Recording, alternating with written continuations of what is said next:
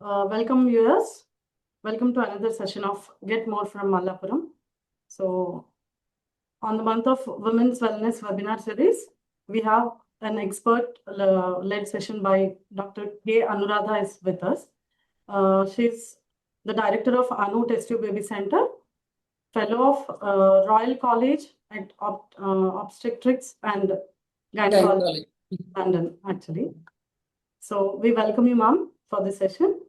So the topic we are going to proceed with is regarding PCOD, understanding PCOD.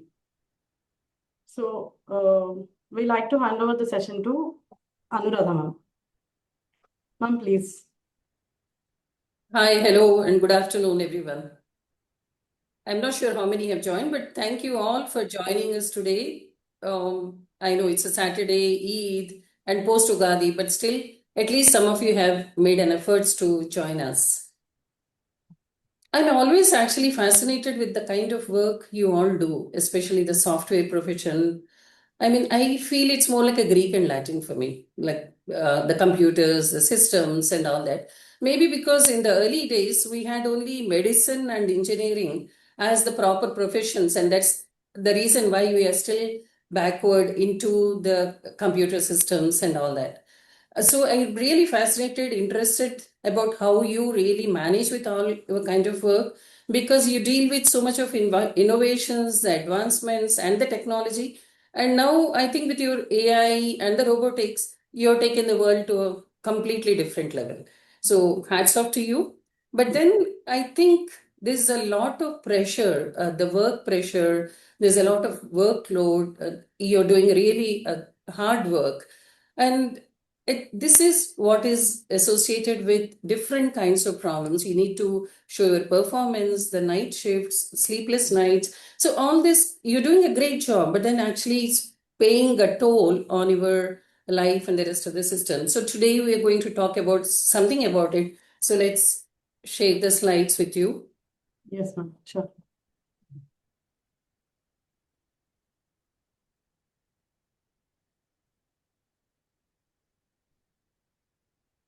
So as you've been already told that we're talking about understanding polycystic ovarian diseases.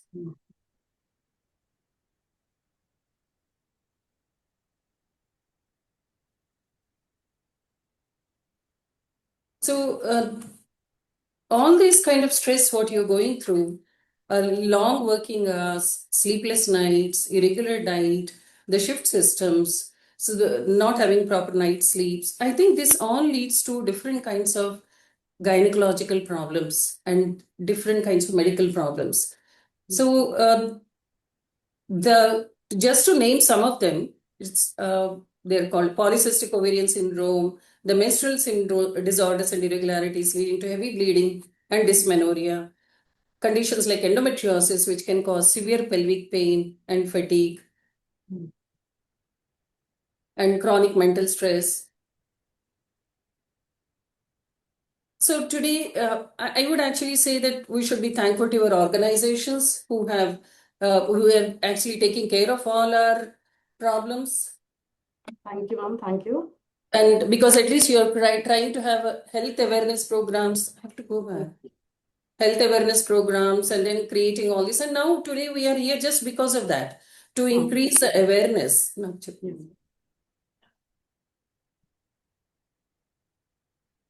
Sorry, I'm just trying to shift my slides. Yes, ma'am. No problem.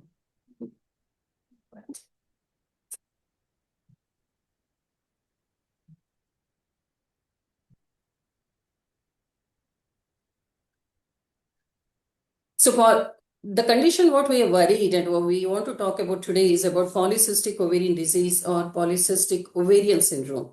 So we are actually linking both problems, polycystic PCOD and PCOS. So what is the difference and what actually PCOD is? The main thing, everything is in the name, polycystic ovarian disease. So that means there are multiple cysts in the ovaries, and that is why it is called polycystic ovary, and this is what leads to hormonal imbalance and causes a disease called PCOD. So this is one of the commonest endocrine problem, and it affects nearly 10 to 15% of reproductive age women. So that means 1 out of 8 or 10 women are actually affected with this kind of a problem of polycystic ovarian disease.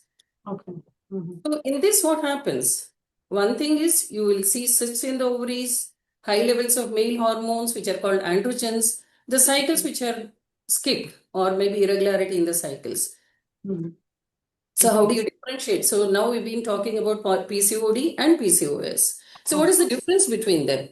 So PCOD, you see, is a little milder form, whereas PCOS is a little more severe form as compared to PCOD. So PCOS is a cluster of conditions that actually occur together, at least 3 out of the 5 metabolic risk factors. So the metabolic risk factors, what everybody, should be aware of, which can actually lead to other kinds of diseases in the later part of the life. One is abdominal obesity. Like if the waistline, especially in women, if it is more than 35 inches, then that is called abdominal obesity. And in men, it is more than 40. And if you have high triglycerides, more than 150 milligrams per deciliter, or low good cholesterol, less than 40. If you have a blood pressure, normally most of the times what we do is we keep checking the blood pressure very often. And then even if it is 140/90, we consider it to be normal. But anything above 130/80 is not normal. You need to have a regular checks to make sure. Okay. A fasting blood sugar more than 100 is also not normal. So one need to actually go through the rest of the screenings or to see a physician. So why is this happening? Why the metabolic syndromes are increasing? This is related to the lifestyle or the insulin resistance. So if you have 3 out of these 5, then it is called a metabolic syndrome. And if the metabolic syndrome is associated with a polycystic ovarian disease, we call this as a polycystic ovarian syndrome, not a PCOD. So most often PCOS is a little more severe form. But what happens in PCOS or PCOD? It actually has different kinds of features. So it's not that one person will have only one feature or everybody is going to have one kind of a particular feature. So presence of one single feature is not characteristic. You need to have at least 2 out of the 3. So if you do an ultrasound scan and you come across with lots of cysts in the ovary, so you can see the difference between this ovary and this ovary. So as soon as you just look at the picture, even a lay person can make out that this ovary is not normal. So in these kind of a picture, ultrasound showing polycystic ovaries is one of the features.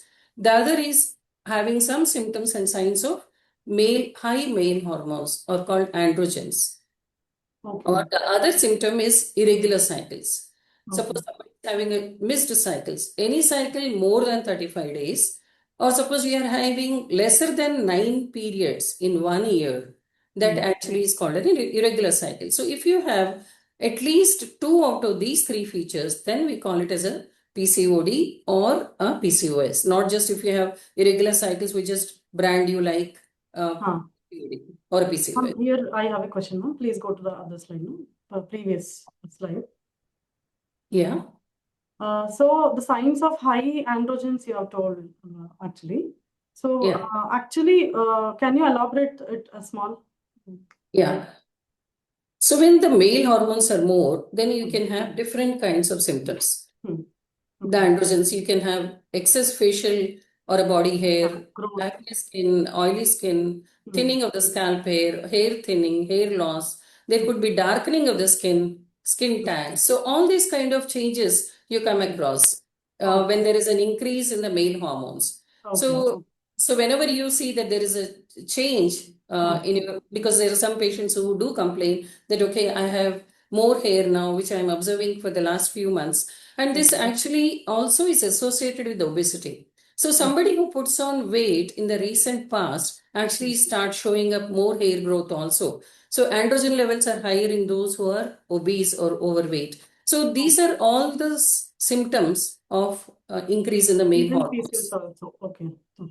Yeah. Yes, ma'am, you can continue. Thank you. And the other symptom could be a weight gain. So nearly 80% of women with a PCO are overweight or obese. So what they normally experience is there is a sudden weight gain, and then what the complaint is that, okay, they've been trying their best, but then still they have a difficulty in losing weight, and especially around the abdomen area. So this is what is one of the common features in polycystic ovarian disease or a syndrome. And the other problem is about the mental health impact, because they usually feel a lot of fatigue, mood swings, irritability, not being able to sleep. So all these changes are because of the hormonal disorder which is associated with PCOS. Okay, okay. But ma'am, mood swings are the regular signs in a menstrual cycle also. So how Correct. can we differentiate both of these things? So normally if it is associated with the menstrual cycle, then it's cyclical. Like it's not that you have it continuously throughout the month. But Correct. a polycystic ovarian disease, usually because they have high estrogen levels Mm. and a low progesterone, so they usually have this higher estrogenic effect continuously. So it's not that it affects during the menstruation or just before the periods, but it also affects continuously. So that is how you can differentiate. So if it is happening once in a while, that's normal. It's just because you have mood swings, you don't have to go to the doctor. But then if it is happening continuously, then you have to see whether you Then we miss have to, yeah. medical. Okay. So then it can also lead to fertility issues. So what kind of fertility issues? One is irregular cycles which lead to absent ovulation. So normally every month one egg is released, and this is what is picked up by the tube, and this helps for the pregnancy. But in a polycystic ovarian disease, there are a lot of cysts in the ovary, and there's a lot of hormonal imbalance, and there is no egg development. So that is the reason why the cycles are irregular. And this absent ovulation also leads to a delay in a pregnancy. And because of the higher androgen levels, the egg quality is also low. Not just that, there could be associated implantation issues, mainly because the endometrium which forms during the development of the oocyte or because of the estrogen, this thickened endometrium is shed off during the cycles. But then when there is no period, then the endometrium is not shed off. Every month it's actually thickening and it's not getting shed off. And when there is a shedding off, because of the low progesterones, there could be irregular shedding also. So all this can lead to implantation issues, and this all can cause fertility issues. So it has diverse kind of symptoms with the PCOD. So why do we really need to understand about PCOS? Because we excuse me, ma'am. Here I have to tell the viewers. Viewers, please, any question is there, you can post in the chat box so that we can ask ma'am and she can reply it. So continue, ma'am, please. Many people are so much aware, there's so much information. So I'm sure they get all the answers from the chat GPT or the Google. Actually, I think this is a vast subject. So a lot of confusions and lot of questions are there in the viewers' mind. Correct. It's always it's good to clear them up rather than cluttering in the brain. Yeah. Yes. So what the worry is that PCOS is actually increasing. The incidence is increasing in India and all over the world also. And it's mainly because there is a twofold increase in a BMI, that's obesity or overweight, and there's an increased risk of PCOS. So I'm sure you must have come across with many who would actually say that I've been traveling a lot, or those who have gone from India to other Western countries, and the change in the diet, the change in the environment, they put on weight, irregular exercises, and then they have irregularity in the cycles. So the one who doesn't have a polycystic ovaries, because of the lifestyle, it changes. And then they can develop PCOS even if there is no genetic reason for that. So with the obesity, overweight, changes in the lifestyle, there is an increase in PCOS, which we are seeing very often now.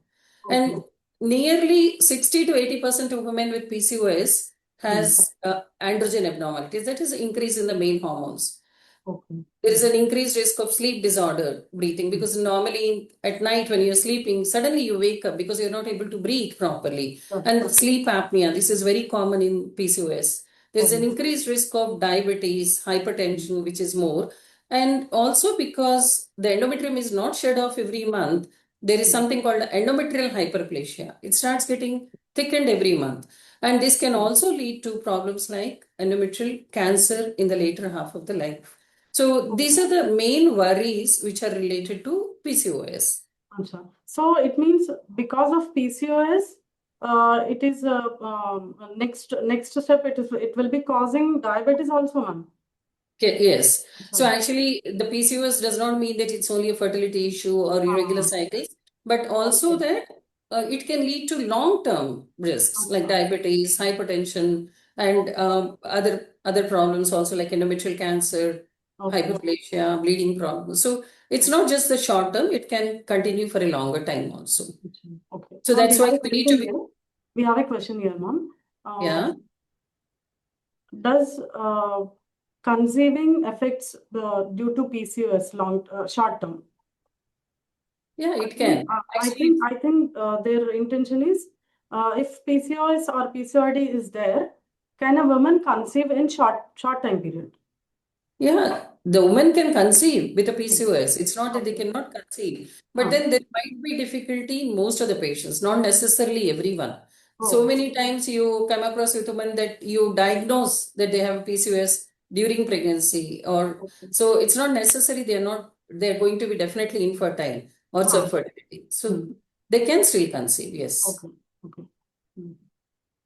Yes, ma'am. You So can continue. we just want to know why it happens. What are the main reasons for this? So we know there is a hormonal imbalance, and this is all controlled by hypothalamus and the pituitary, which is at the higher centers of the brain. So normally there's a negative feedback mechanism which operates through estrogen secreted from the ovaries, and this actually helps in production of FSH and the rest of the estrogens, and that helps in the development of the egg. I'm not going to go into the details, but it just shows that it's our brain which actually controls our ovulation and the PCOS also.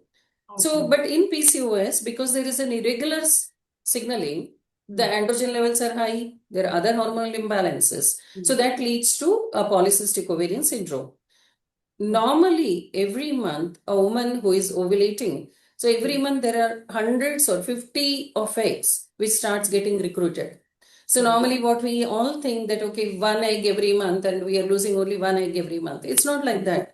So every month for one egg to be produced, you have at least 50 to 100 eggs which start developing. Okay. And then some of them get selected and only one becomes dominant.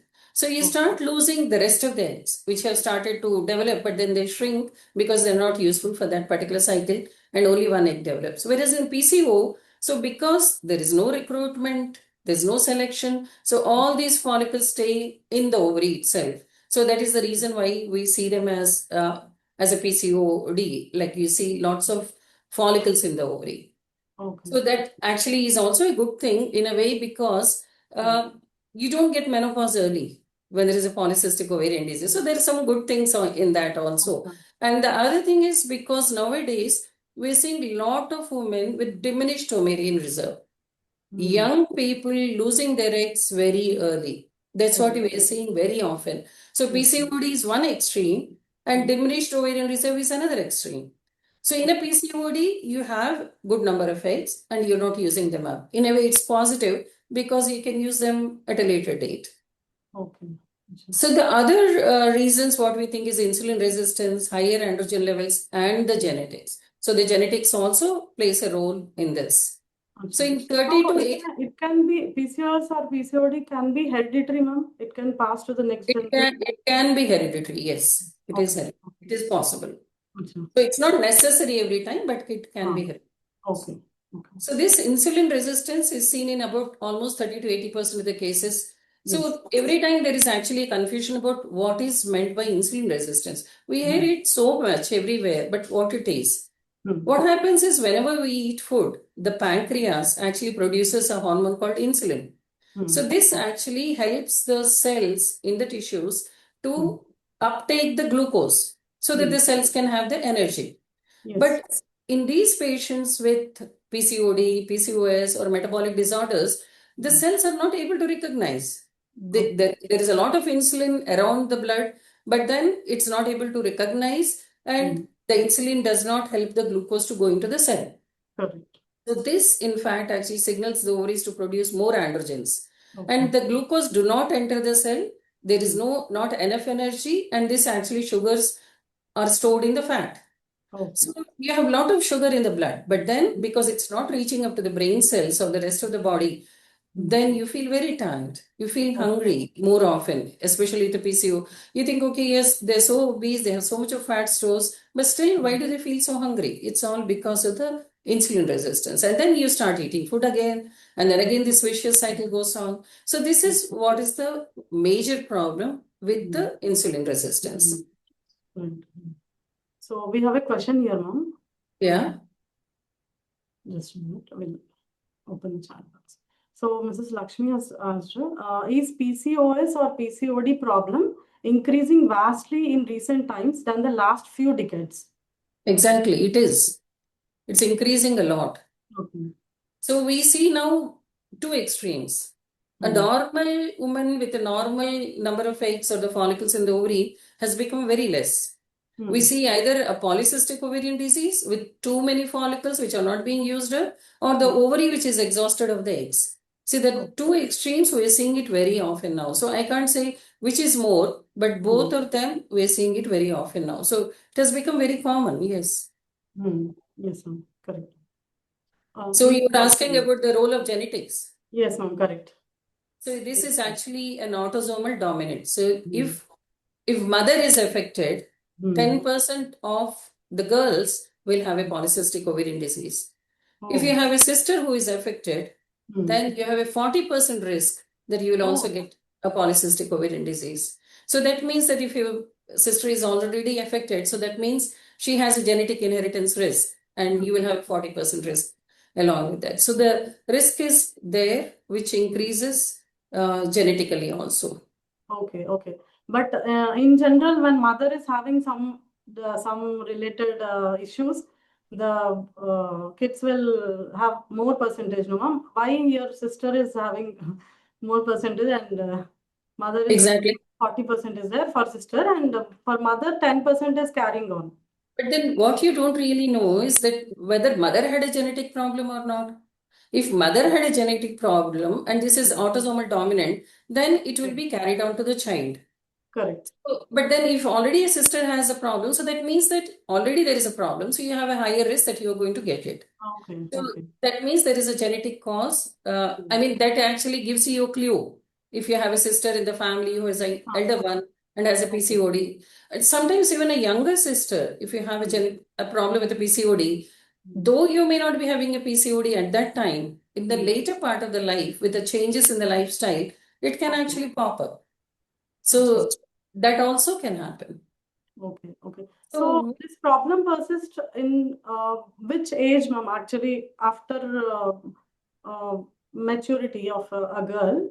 Yeah, this actually is a common reproductive age women. Like that is from 15 to 45 years age group women. But we are seeing more of PCOS in adolescent girls because the puberty is also happening early now. So we are seeing a lot in the age of 11 to 14 also. There are a lot of girls. So that is what actually is concerning. So if the mothers are aware, then they can be a little more careful, even if there is no genetic reason. But still, you can reduce the risk if there is an awareness in this kind of a problem. So yes, it is really increasing a lot.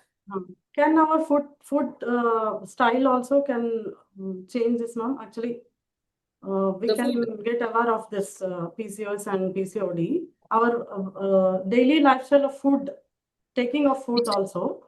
It is actually governed most by how we live, how we take care of ourselves. So definitely, it's more than 50% cause is our lifestyle. Correct. So definitely it has an impact on these all hormonal disorders. Yes, ma'am. And so that is what is called epigenetic mutation.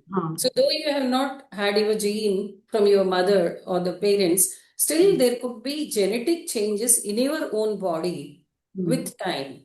When you're exposed to some toxins, environmental toxins, the plastics, or the lifestyle changes, the obesity, all this can cause, there is no DNA change in this, but still it can cause changes in the genome. So and this can be passed on to your child. Yes. So these epigenetic mutations which happens during your lifetime is not only going to affect you, but this also can be carried on to your child, Makes even if you sense. don't have any genetic transmission from your mother. Okay. So these epigenetic mutations also can lead to PCOS. Correct. So now anyway, we know about PCOD. How do we diagnose a polycystic ovarian disease? So with this kind of an ultrasound, so now every gynecologist, whenever you walk into a doctor, the first test which is done is an ultrasound scan, especially for the gynae, because you want to look at the uterus, ovaries, and though you have symptoms which are completely different, sometimes they may be related to some gynecological conditions. So when you do a scan and you find an ovary with too many cysts in the ovary, then we can diagnose it as a PCO. But you cannot diagnose. You just only get it out. Okay. Then you have to diagnose with the rest of the tests also. So you call it as like a pearl necklace sign. You have lots of cysts in the periphery, the ovaries and glands. So there are lots of signs which you can see on the scan. And when you do some hormonal blood test, then you can actually see that there is a hormonal disturbance in the body. You don't really have to do the hormone test, but unless you see male hormone excess signs, then you have to do the testosterone levels or DHEAS test. And otherwise, the important blood tests are the thyroid test and the prolactin. Because most of these times, these PCOS and PCOD are associated with the TSH and prolactin, which is raised, and this actually needs correction. With the correction of this might help to even regularize the cycles. Even the PCOD is going to still be there, but this helps in correction of the cycles and also for weight loss and all that. So these two are the most important tests which need to be done. Okay. I'm sure your organizations do all these health checks and all that. So thyroid function tests are done very often now. And maybe if, I'm not sure if the prolactin is included. If this is included, that also will be helpful for these kind of women. Okay. Okay. So now we are diagnosed a PCOS or a PCOD. So how do we manage? How do we take the control? Actually, you have a control with yourself. You can actually control it most often, even before you go to your doctor. Because we know it's a lifelong situation. There's no cure, but it is something which is manageable. It's not that you do a fasting for a week or 10 days and then you start eating again in the same way. Though you lose weight, you regain it again. So it has to be, even if it is a small change, it should be something which is maintainable, which is consistent, that actually bring a lot of changes in the symptom improvement. So the important things are the balanced nutrition, regular movement, and the weight management. So these are the things which are really important. So what do you mean by balanced? Ma'am, so can you suggest for our viewers some exercises or some food intakes to be taken to avoid this PCOS and PCOD? Yeah. The one thing is, if you are not overweight, you can reduce your risk of a PCOD. And if you are overweight and you're obese, you still have to take care of the nutrition part. So, but it has to be balanced.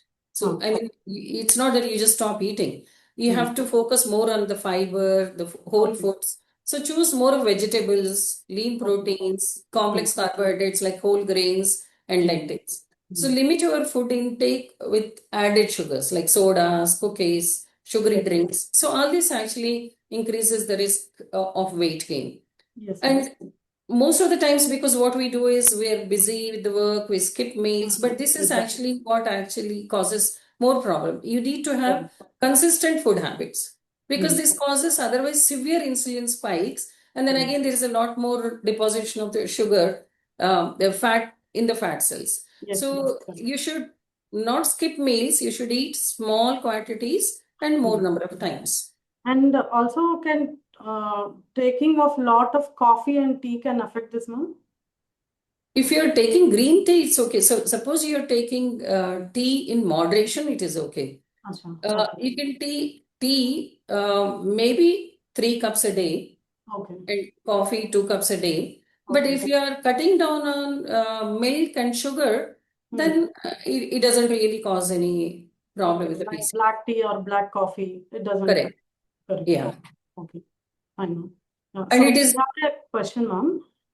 Can late marriages or late deliveries affect PCOS or PCOD? the problems with time keep increasing.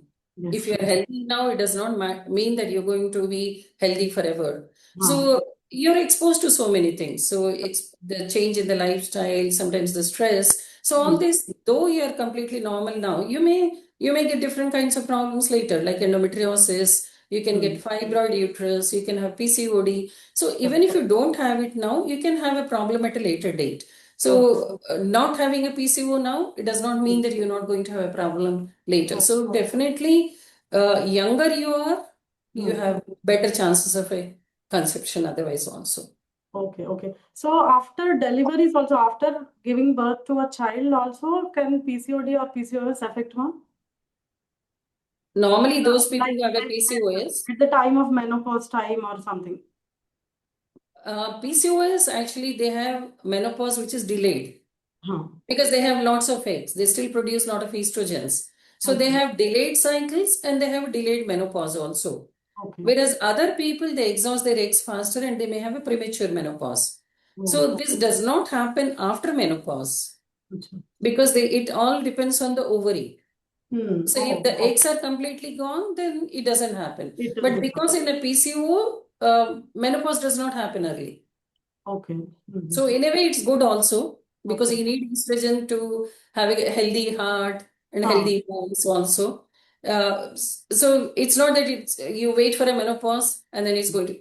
Whereas problems like endometriosis, problems like fibroid uterus, actually they may reduce after menopause. Okay. Whereas Can the problem lead to some uterine cancer related yes. type of things, no? Yes, it can because you're not shedding off your endometrium every month. And there's a lot of thick endometrium which is still there in the uterine cavity. So there's a lot of development. The cells are growing every month and they're just there. So that causes increased risk of something called endometrial hyperplasia and endometrial cancer also. So the risk is more. These people have an increased risk of endometrial cancer, especially when there is an obesity, diabetes, hypertension, and also PCOD. So the risk is more definitely, yes. So if a woman is affected with PCOS and PCOD, if one cycle she's producing egg, and the other cycle she's not. So the next cycle she is producing. Can we store this egg for some other time, ma'am? It's not that you store one egg from one cycle. If you're going for an egg freezing, you have to do freezing a lot. So actually, we'll talk about it also in the next few slides because this is something very, very important. Yes, ma'am, you can continue. And the important thing is the most important, not just the diet, also exercise. And it's a consistent exercise. So a mix of cardio and strength training, even short walks. Many times we're tired, we're busy. We don't want to, we say, okay, we'll skip today. But then even if you try to push yourself and do 10 to 15 minutes of exercise also will help and make a significant difference. So try to push yourself and then you will definitely feel better after that kind of an exercise. So even if you have a problem, try to maintain some timings and give a little time for yourself also. And what is important to know is to improve your chance of a pregnancy or chance of an ovulation and also to regularize your cycles, a moderate weight loss. You don't have to really lose 50 kilos of weight. But if you even lose 5 to 10% of your normal weight, it makes a lot of difference in the hormonal changes. So it should be a consistent change and that definitely helps to improve the symptoms. Okay. So what is important is that you take care of yourself. This all happens because you're so busy, exhausted, you don't have enough time. So give importance to yourself. Listen to your body. Take care of yourself. Manage the stress because this is what actually causes more problems. So do some yoga, meditation, have a good night's sleep. So many a times, like in the night shifts also, you're not able to sleep in the night. You're sleeping in the odd hours. And you would say that, okay, anyway, I'm sleeping for 8 hours in the daytime, so how does it matter? It Right. does matter because there is something called a circadian rhythm which happens in the brain, and that actually controls all your hormones in the body. So you should see that in a long term, you don't continue doing night shifts throughout the life. You have to give a pause at certain stage or other. So a good night's sleep of 7 to 8 hours is very, very important to manage your cortisol. Okay. So, and then now with all these male androgen hormones, there's a lot of cosmetic changes which happen. So, taking a cosmetic care, now you have a lot of advancements in cosmetology, like laser hair removal, acne treatment. And so you don't even, many a times you don't even know that, okay, the patient has a PCO because 70% of the affected women are undiagnosed because the phenotype of the woman changes. Earlier, when I was working in UK, maybe 35 years ago, we used to call this as teen Leventhal syndrome, a PCOD. Oh, okay. So when a woman is walking into the clinic, you see somebody obese, fair, with lots of pimples, hirsutism. So, and then you just do a spot diagnosis. You call it as, okay, now you know you're going to say a PCOD. But now you can't really do it in most of the times. Very rarely or occasionally, it's just that we come across with women who are obese and male hormones because they are going through the cosmetic treatment, their lifestyle modifications which are there. So 70% of the women who have a PCOS or a PCOD, they get undiagnosed. So in a way, it's good because at least the lifestyle is reducing the severity of the PCOS also. But then you have to tailor the therapy. Like, I mean, there's no treatment for a PCOD as such, but depending on what you want to achieve, you treat the symptoms. So you may have to see a specialist or a gynecologist and make a personalized plan. So what are you more worried about? Are you worried about the irregular cycles, or is it the cosmetic part? Are you having psychological issues? Is it the obesity? So these are the things what you need to, personalize and take treatment according to that. So normally to regularize the cycles, you have birth control pills. Now we give tablets like metformin because we know it's on insulin sensitizing agent.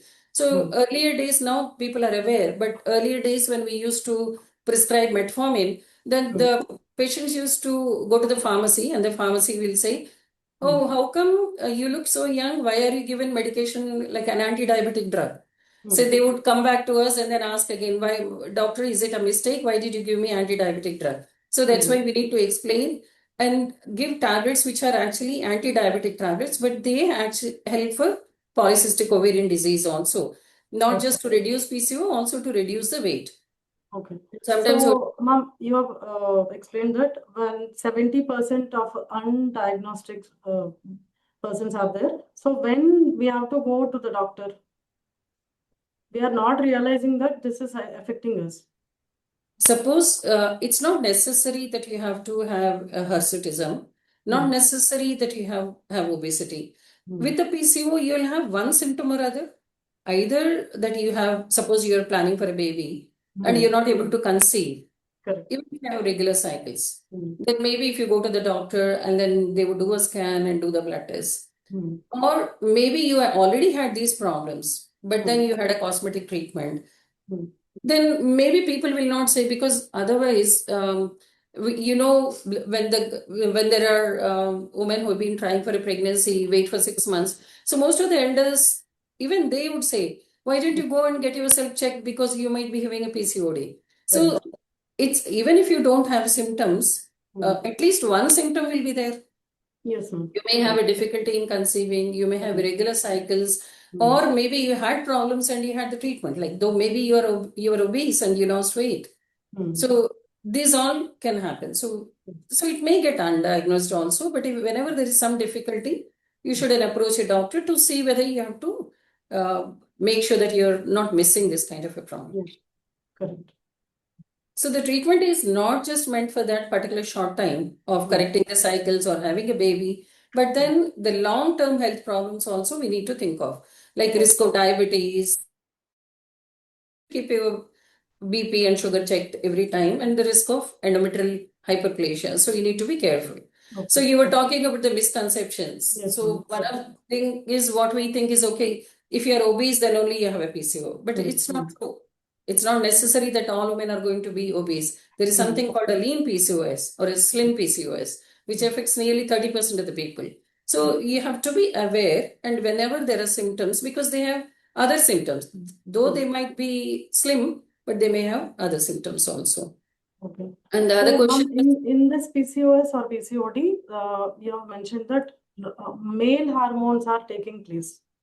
So, if it is not diagnosed by the patient or a woman, is it possible that total hormones will be changed to a male hormone? no, it does not mean that because you have an increased male hormone, you will change from a female to a male. No, it doesn't happen. Okay. It's just that you have a little more than normal level. Acha, So okay. that is what actually giving is all these symptoms. So Mhm. it will only cause symptomatic changes, Acha. like obesity, you have the facial hair, and male kind of baldness. Sometimes genital changes which can happen, Okay. but not that it will cause. Completely it will be changed. Right. Yeah. Okay. And not all women with PCOS will have fertility issues. There are many who conceive naturally Okay. because 60% can still achieve spontaneous ovulation. Otherwise, even lifestyle interventions, weight loss, improved diet can increase their natural conception chances also. And just doing a scan and seeing multiple cysts in the ovary does not mean that you have a PCO. There should be other features also associated to know, okay, you have a PCO or not. And so 20% of normal women will have a picture like this. Okay. So just an ultrasound, because many a times there are people who come to us and there is a diagnosis which is made as a PCO. So small cysts you see, and then you just call them as a PCO. So you can't just do that from a scan picture. You have to make sure. So you should not brand any woman with a PCO unnecessarily. And many women, they keep asking, all this is happening because of my problem with the ovaries. I have so many cysts in the ovaries. Why don't you take out my ovaries or why don't you remove the cysts? So most think that laparoscopy is a cure, or puncturing the cysts or removing the cysts is a cure. It is not a cure. So it is only going to temporarily help. So suppose somebody is planning for a pregnancy and they do not conceive with the simple medication, then we do a laparoscopy. We try to puncture these bigger cysts.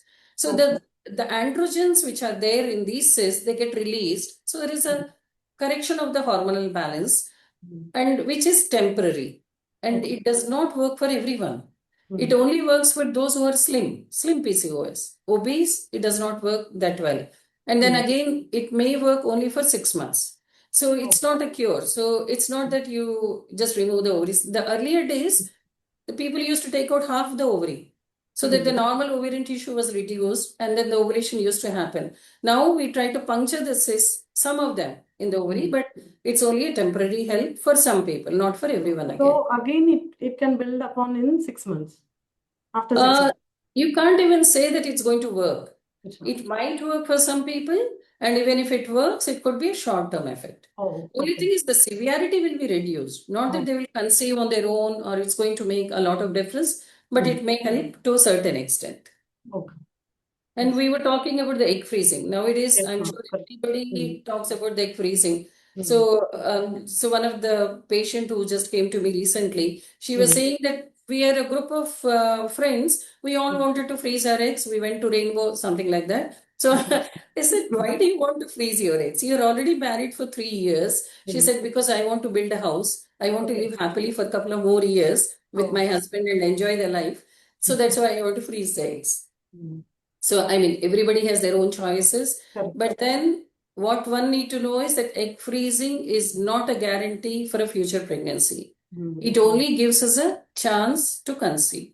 And the other thing is, if you have frozen 20 eggs, gives you a good chance for a pregnancy whenever you want to try. So is it really required in a PCOD? Actually, it's not required. Because they don't lose their eggs so fast. Like the other younger women, they lose every 50 or 100 eggs every month. But it is a good option. Suppose somebody does not want to have a baby right now, it can be done because with age, the quality of the eggs come down. So you're actually getting better quality of eggs and you're getting better number of eggs also in a patient with the PCO. Because other people sometimes they have to go for 1 or 2 more cycles to get roughly around 20 eggs to freeze. Whereas with a PCO, sometimes you get 20 eggs in one cycle also. Sure. So you get good number of eggs and you preserve the quality, but it's not necessary that you have to freeze the eggs. Okay. The most important thing is, can we prevent a PCOS? Can we control? We Yes. know there is no cure, but the lifestyle modification, the healthy lifestyle, it's all in your hands. You have to do it yourself. That's how you can actually control it and you can even prevent. And what is important to know is during pregnancy, it starts. Suppose the mother is exposed to higher androgen levels, which can happen with the diet, a lot of weight gain. So the lifestyle changes. If you're not doing exercise properly, then that epigenetic changes, which is called a fetal reprogramming. So even if the mother is not having a PCO, because of the increased maternal androgens related to the lifestyle changes, so that can actually carry on to the baby, and this can start the changes in the baby itself. And what you have to say is that you're not even just blaming your mother, but you have to blame your grandmother also. Because this baby is going, if it is a fetus baby, female baby, then the ovary is already started to develop. The number of eggs or the follicles are started to develop in at that time, and this will carry on to this baby, this baby's baby. So, it's not just one generation, but actually it can carry on with the generation. So you're not trying to help yourself, but you're also trying to help the rest of the generations. Also. That's what is important to understand. Yes, correct. So, thankfully, I would try to conclude. Yes, ma'am. So, it is something. Yes, ma'am. Continue, please. It's a lifespan disorder, and you have to give a personalized treatment for it, depending on what you really want to achieve in this kind of a problem. And early screening, especially at when they are girls, they're still young, adolescent age. That is when you start the screening itself, so that you catch them young and you have a higher chance to reduce the risk. So, I mean, this is the way you can actually prevent seeing a doctor and getting tortured unnecessarily by taking care of yourself. Yes, ma'am. I would love to show our first IVF baby because this was in 95 after we had we started first IVF center in 94 and 95. We had the first IVF baby. Look at the way the baby has been draped. I mean, even the parents could not recognize because those days, I mean, they didn't want their child to be known as if it is an IVF child. So even the mother could not recognize this picture at a later date, but could at least have a picture. This is So Dr. yes, we need to kudos ma'am. Actually, she is the first IVF process doctor. So it was very good to have you on this session, ma'am. So we'll conclude with the points actually you have mentioned to us today. A great job you have done by polling us long working shift systems, sleeplessness, and PCOS and PCOD, metabolic syndrome, difference between PCOS and PCOD2, and lifestyle correction, 60 to 80% male abnormalities, and endometrial cancers, hypermelanus and pituitary, no resurgent, no selection, no dominance, insulin resistance, and genetics. It takes a role of, if it is a sister, it can be carry forward 40%, and it is your mother, it can carry forward 10% to a girl. After that, epigenetic mutations, corrections of hormones. Main test to be done in this is our thyroid and prolactin test too. And managing lifelong no cure. It has no cure actually. We have to manage everything in a PCOD or PCOS situation. So 70% undiagnosed will be also undiagnosed will also be there here. So and in utero process will be there. So these are the topics you have concluded on. We are very lucky to have you on this session today. So can you explain us a little bit, a brief of regular daily routine for a working woman, ma'am? Well, again, it all depends. It's not easy, isn't it? Yes, Even if I say something, it may not really be applicable. They themselves have to make a regular routine because nowadays we see younger generation waking up at 10 o'clock, 11 o'clock because their shift starts at 12 o'clock. And then they will be sleeping late in the night around 1 o'clock or 2 o'clock or maybe later also. So you really cannot make a regular routine for somebody. You yourself have to do it. So you have to manage in such a way that I mean, if possible, you have a good night's sleep for at least 8 hours, and at least give 45 minutes time for yourself. Doing yoga or exercise or walking or whatever kind. It's not necessary to do only yoga or do a cardio, because sometimes it becomes monotonous. You do swimming, play, sports is so nice. I mean, at least you see people, you come across with a physical activity, mentally you feel good, you see other people. So sports like badminton, tennis, whatever you like. There are people who would like to do swimming. So wherever your interest lies, try to take use of that and do exercise and plenty of fluids. That is what is very, very important. Because many a times we keep forgetting about taking water at work. So at least 3 liters of water or buttermilk every day is very important. And taking a short meal or a small meal, and more number of times. So this you have to include in your regular routine. How you manage, you may have to make your own plan, but then it is important. Okay. So last one, ma'am. These days we see a lot of women taking alcohol and smoking too. So will this impact on this kind of situation, PCOS and PCOD? It's quite a good question, because this is what we see more often now. Because we feel very hesitant when actually the young girls, they come for a pregnancy or a treatment and all that. Sometimes they themselves actually come out and tell that, okay, I've been taking alcohol, should I stop? But there are some, unless we ask, we won't come to know. So definitely smoking is very bad, not just for your health, but also for the baby and the reproductive health, because it reduces your number of eggs in the ovary. The diminished ovarian reserve, smoking is one of the main causes. And the other thing is, you may have an early menopause. So not just other health problems, but these reproductive problems also are very much high with the smoking. And during pregnancy, if you're smoking in the first 3 months also, it can actually cause miscarriages. There are lots of problems with smoking. So you quit smoking at least 3 months prior to your pregnancy planning. Alcohol also is not good. But then few people say, okay, in moderation. But then maybe for men it is in moderation or once in a while. But for women, again, if you're planning for a pregnancy, it's good to stop 3 months before. So it's always good to avoid, because you want to have a healthy baby. And then it's your mind which is controlling you. It's not that it's not a disease. You are actually compelled to take it. So it's not easy, but try to have a control on yourself. Try to make sure, so suppose you're used to smoking, rather than smoking one every 4 hours, make it one in 6 hours. Slowly you stop. And then you suddenly just have to stop it. You will have a lot of withdrawal symptoms. That's what actually seen more often. But that if you have a problem, see a doctor also, take their help.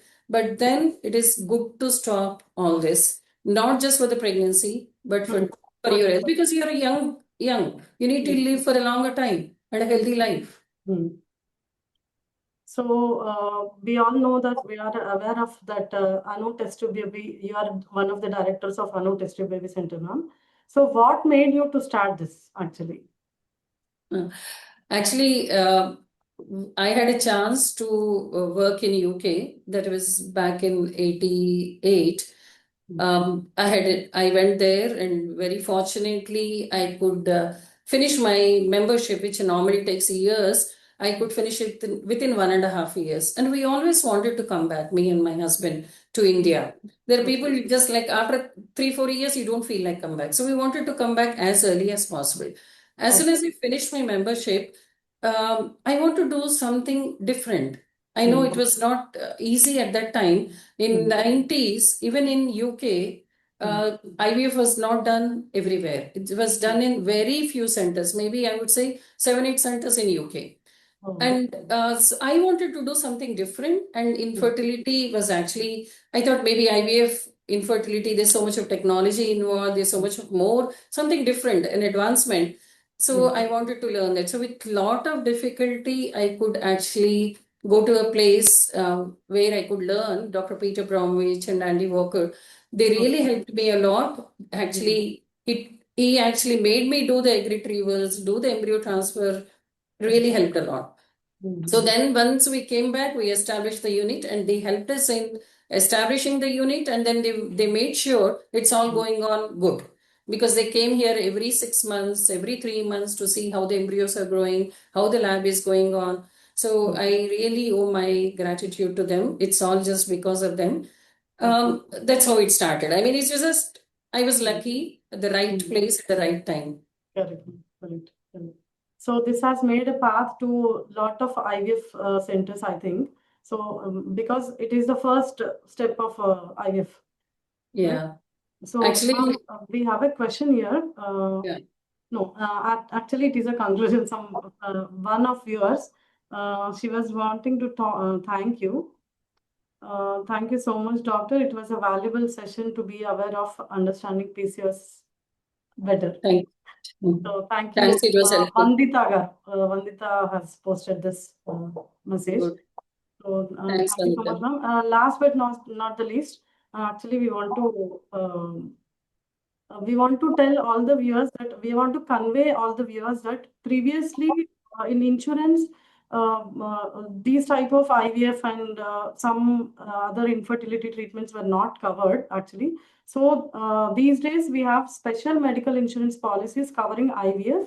So if you want to know more about this, you can call us at our numbers. It will be posted on the screens after the session. But I want to repeat the number. I want to say the number once. So it is 8790-678937. I repeat once again, 8790-678937. So, ma'am, I like to post your number too in this session, so that any viewer is related to some of these problems, or they want to see a gynecologist like you for a better future or better treatments like IUI, IVF, and all. So we need your number to post to Yeah. viewers, ma'am. Thank you so much. But the only thing I want to tell is that I know you're actually providing insurance Yes. for the fertility treatments, but the fertility treatments do not ensure a pregnancy. It's not an insurance. That's what I want, because you have to think about the financial factor also. So when you're taking insurance, you have to pay every month. And then at the end of this, what is going to happen? Nobody knows. Only thing is, it actually gives you a chance to try. And at least 80% of those who plan for a pregnancy and try, definitely it works. That's what I can say. But then it does not mean that, I mean, it's definitely going to work out, but there are ways and means to improve your chance of a pregnancy. Yes, ma'am. At least a hope will be there, no? Someone is guiding me right, us right. We get lot of hope actually.